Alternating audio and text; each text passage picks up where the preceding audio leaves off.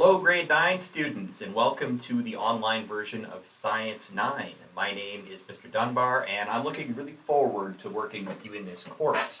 I've never taught Science 9 before. I usually teach computer sciences and other technical classes, but I'm really looking forward to it. Looking forward to learning along with you. I'm a very curious person by nature, and I've always believed that science is a discipline for people who are curious. Why are things the way they are? What are we made of? What's out there in space? Those sorts of things. And if you are at all curious about the world, you are in the right class. I'm going to work with you over the next semester to help you develop some basic skills and understandings in science to help you move forward with your grade 10 and beyond science courses, and hopefully to help instill in you a passion for exploring and for thinking and for experimenting with the world around you.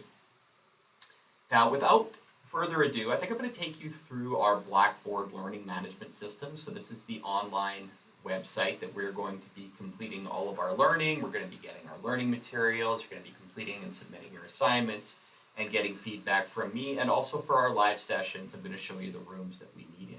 They're kind of like Zoom rooms that you may have seen before. They're just specific ones that are inside of the Blackboard system. Again, that's what we call our online learning system. So I think I'm going to minimize my webcam here. I'm just going to show you my screen, and you can follow along with me so that you can familiarize yourself with the course and where to find things and how to find the learning materials, assignments, and how to complete and submit things online. If you ever have any questions about something, or if something's not working on your end, don't ever hesitate to email me or to come to one of the live sessions to ask questions. I'm always available. I work very hard to make myself available to students and to be responsive to emails and to help you solve your problem, whether that is just an email back or whether we set up a phone call or a one-on-one meeting or something like that. I want to make sure that you have what you need to meet your learning goals. So I minimized my webcam here. I've got our Blackboard system just set up in student preview. So this should be what you see when you log into Blackboard for the first time. This is a little Science 9 banner, and it's the announcements page. You'll notice there's no announcements there yet, but there will be, and from time to time I will post information in the announcements page that I think will help you. It's always a good place to start your day. When you log in ready to do your science work, just check the announcements page first to see if there's anything new. Some days there will be, some days there won't, but it's always a good jumping off or starting point. The first time that you log into the class, I want to make sure that you work through all of the Start Here activities. So see Start Here on the menu.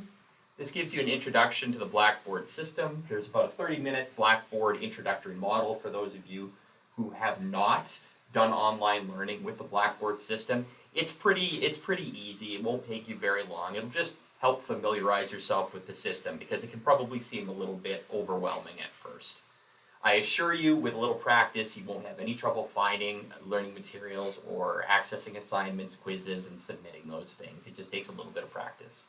So on this page, in the introductory or the Start Here page, you've got that module. It shows you how to hand in assignments, what to do and what not to do. And again, more of this information would be in the Blackboard module. Here's some ideas for how to scan your work and how to use smartphone apps and things like that to take pictures of what you need to take pictures of. And there's lots and lots of different ways to do this. It doesn't matter what you use as long as it works for you. And if you have any questions about this or concerns, having any difficulty with any of these tasks, please just send me an email and I will help you out. So in the Start Here section, there's just some sort of introductory activities. Then if you go to course information, okay, I have a pacing calendar, or at least I will populate this with a pacing calendar. That's going to show you day by day from September all the way through until January what we should be doing on a given day, and it'll be color-coded so that you know what days are going to be independent learning days, what days are going to be days where we're meeting for live sessions, and which days are going to be sort of informal come-and-go question and answer periods.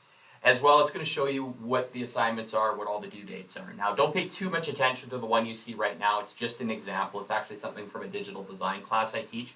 but that will be populated with your Science 9 version the first time you log into the class. So I do recommend that you look at that pacing calendar, because students have often told me in the online classes it's a good material for them to print off and just keep by their workstation, and every day they just cross off a day or check off an assignment that they completed, and students have told me that it helps keep them accountable, it helps keep them organized, and leads to less anxiety later in the semester. So I do recommend it, and I think it's a good idea. I'll also print out a list of all the assignments so you can just use it as a checklist to make sure that you haven't missed one along the way. Course information is where the bulk of our introductory information is. This is just a little message. Then if you click in here, where it says click here, you're going to notice that you've got a section about sort of Meet the Teacher. This video will be in there. You're going to have a list of the assignments, as I mentioned, a calendar, and just in case you missed it the first time, there's going to be a link to that Blackboard tutorial learning session for people who have never used Blackboard before. Most of the modules, the learning modules on our website, they have these little side navigation bars, and you work through them just top to bottom. The course is designed to be linear sequential, so you start at number 1, move to number 2, number 3, number 4, and then within each one of those units, you just work through them one at a time. You don't want to rush through them, but you do want to go from top to bottom. So here's our course outline. It's something that you're going to need to read over pretty carefully. We will go over it in our first live session, but it's filled with all sorts of good information about what we're learning, why we're learning it, and what some of the requirements are for the class. I have a getting to know you link. This is a very, very short survey. It's only going to take you, a minute or two to fill out. Just lets me into your world a little bit. Just gives me an idea of things that I can do to help you learn, and in anything that you need to tell me that you think is going to impact your learning or improve the relationship that we build together, I would encourage you to include it in that form. So there's a timeline. Again, this is going to be the pacing calendar. I just need to adapt it for the semester version of Science 9. This was currently set up for the quarter version of Science 9, so it's compressed. So you'll have the appropriate calendar and timeline there by the time you log in for the first class. There is some information on healthcare, mental health resources, online self-care, things like that. So if you ever feel like you need a little hand or you're in a crisis situation, here are some organizations and people that you can contact that can help you out. We always want to make sure people are healthy. It's very, very difficult to learn if you're in crisis mode, if you're unhealthy. You have to be in a good place to learn. So we want to make sure that we always consider your health first. That's the most important thing. Your health of you and your family. There's a plagiarism policy. It's pretty easy. Plagiarism, if you're not familiar with the word, it just means cheating. It means copying other people's answers or copying and pasting things from the internet and not thinking about it and putting it into your own words. It's very easy to detect plagiarism nowadays. In fact, teachers all have software built into our website to help us catch students who are cheating, and it always leads to very uncomfortable conversations with vice principal, principal, parents, etc., guardians, and you. It's never worth it. If you feel like you're under pressure, you're behind, don't give in to the temptation to cheat or to steal or to copy and paste something. It's better if you just send me an email and explain what's going on, and maybe I can work with you to help you through the assignment or make some arrangements to help you out. Please don't resort to cheating. It never ends up in a good place, and it's a bad habit to get into. So we're here to help you. Please do let me know if there's something I can help you with, or if you're struggling with an assignment. There's no need to go to plagiarism. Now, our first live session, I figure it's going to take a couple days to get everybody logged in and registered and sort of familiar with the site. So we're going to start fresh after the long weekend on Tuesday morning. Our live sessions, we're going to meet every Monday, Tuesday, and Wednesday for anywhere between 20 to 40 minutes or so, depending on what we're going over. So we're going to meet Monday, Tuesday, Wednesday. Our meeting time is always going to be 11:15 in the morning. So 11:15 a.m., Monday, Tuesday, Wednesday, we are going to meet in our live virtual classroom. You have the option to turn your webcam off, your microphone off, and just communicate with chat if you want, just typing chat. You can certainly use microphones and webcams if you're comfortable with that, but I want to make sure that everybody is in a comfortable spot to do their learning. So those 3 sessions are going to start every week. Then usually Thursday is a short week at our school, so it's sort of just an independent work period. And then Friday, I'm going to have very casual come and go sessions in the virtual meeting space, which means if you're just having questions about an assignment, if you need a little help with something, you could drop in, get some help, and then when you're done, you can just leave and go back to work. And if you have no problems and things are working out fine and you're understanding everything, you don't need to come for those sessions. They're just for students who might need a little extra help or have a little are having a little difficulty with a concept or with an assignment or with instructions for an assignment. So that's how our week is generally going to be structured. And the course is designed that if you are an independent learner, if you're very, very driven and responsible and good at managing your time and your workload, it's certainly possible to complete the course in an independent manner. But I am here as a teacher, I'm here as a facilitator, I'm here as a guide to help you navigate this process. As you probably guessed, once you get to grade 9, you know, the expectations for you as a student and a citizen increase. You're getting older, you're getting more responsible, you're getting more mature, and we want to continue to build upon those positive things as you make your way into high school, grade 10, grade 11, 12, and so forth. So just to get back to the website here, I went over the course information. Teacher contact information just gives a little picture of me and gives you my email address. Again, never hesitate to email me if you've got questions. I'm here to help. Our main learning materials are in these units sections here. So our first unit is going to be chemistry, looking at atoms and elements and all those Mendeleev and Dalton and Thomson and all the really fun periodic stuff, elements and compounds and whatnot. So unit 1, it'll tell you where it is we're supposed to be learning, and then when we click in here, we've got notes, we've got videos, we've got PowerPoints, and we've got learning checks, which are supposed to be what we call formative checks. Okay, they're not for marks, but they will help you to figure out things that maybe you don't understand before you write a quiz, before you write an exam, so that we can identify any gaps in your understanding before you write the exam and it sort of quote unquote counts. So we've got these learning checkpoints. Everything important is highlighted, and again, you just make your way from the top to the bottom. Just make sure you don't rush it. We have time to complete our work in this class.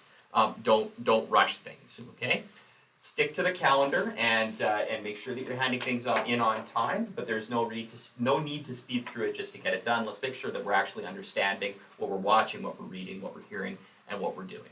And as you move through these units over here, or these menu items, you're going to come across eventually assignments. So this is an example of an assignment, and you'll just read the assignment and hopefully understand what you need to do based on the assignment instructions and what you've learned in the unit from all of the learning materials and the live sessions and whatnot. And you will usually create or complete these assignments on a digital format on your own computer. So you've got to make sure that you're saving all of your documents on your own computer or on Google Docs or some other cloud-based server. You're going to be handing things in often in Word document formats, pictures, things like that. So you always want to have a copy on your home computer, and when it's time to hand them in, if you look at the bottom here, you see where it says attach files. Well, that's important. You go to Browse Local Files, it opens up a window, and then you can select as many files as you want, whether they be pictures or Word documents or whatever. You can click and hit open, and it'll attach all of the documents that you selected to the assignment. So you'll notice down here, now I have this picture, and it is attached to my assignment. I can go back into Browse, and I can click another one, or I can hold down the Control key on my keyboard and just keep clicking and pick as many as I want. So now I've got 4 files in there, 5 files, 1, 2, 3, 4, 5. If I accidentally added one that I shouldn't have, I can just go to Do Not Attach, and we'll say, do not attach this file. Okay, I want to get rid of that one. And now I've just got the 4 remaining. So you can hand in as many of these files as you need to. You don't have to do it one at a time.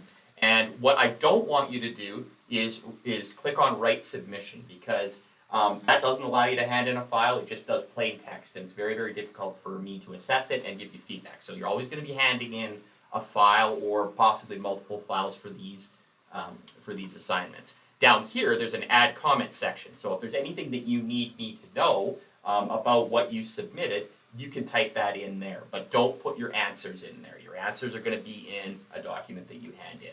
Most students don't add comments. It's not really necessary unless there's something about your assignment that you would have told me in class, but that you think I need to know.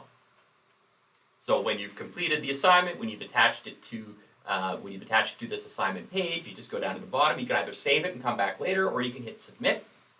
When you hit submit, our system records exactly when you submitted your assignment down to the minute. So you'll get a purple message here saying that your submission was successful, so you know you added it in. It also shows you the exact day that you handed it in and the time down to the minute you handed it in. So we have no worries about any assignments getting lost or missing. I don't accept any assignments by email or any other method. You have to hand things in through the website, and that way we just make sure that everybody stays accountable and that nothing ever gets lost. So once you've handed it in, you can still see it and you can still change it, update it. There's no problem there if you accidentally handed in the wrong thing. And if they're pictures, you can just, you can click them and see them. If they're Word documents, you can see them. It's a pretty neat system. So that's what you'll see on your end. On my end, as soon as you hand something in, I get a notification as a teacher saying that this student has handed in this assignment and it needs to be assessed. It needs to be graded. So what I'll do is I will go in and I will mark the assignments. I will provide you with feedback. Sometimes I write feedback digitally, just with a digital pen right on your submission. Sometimes I will type it out over here. Sometimes there's a rubric that I'll fill in, but I will give you feedback as well as a grade, and you will be able to see that grade in My Grades section. So if you go to the menu and in My Grades, you'll notice all of the assignments in here, and if we just look right here at this little icon, you see where it says it needs grading? That's the assignment that I just handed in. So before I've graded it, you know you've handed it in because it says submitted, it tells you when you submitted it, and it's got the little icon that says, you've handed it in, Mr. Dunbar just needs to mark it. And then when I've marked it, that will change to a different icon. You'll have your grade there, in this case out of 15, I think it was. And you'll also be able to click on it to see what feedback I've given you, hopefully to help you with any mistakes you made or to help you prepare for the next assignment. So you can keep track of your grade for each assignment in Blackboard, and also it'll be in EDSB. Parents and guardians can't see inside of Blackboard. This is just for student and teacher, but we do have a system called EDSB where parents and guardians can see all of our assignments, due dates, what's been handed in, what hasn't been handed in, the grades, and make sure that everybody understands where you are in the course and with your learning. So I know that that probably took a little bit longer than I wanted it to, but I think it gives you a reasonably comprehensive idea about what the system looks like and what you can access from here. There's some more things at the bottom that we will indeed use.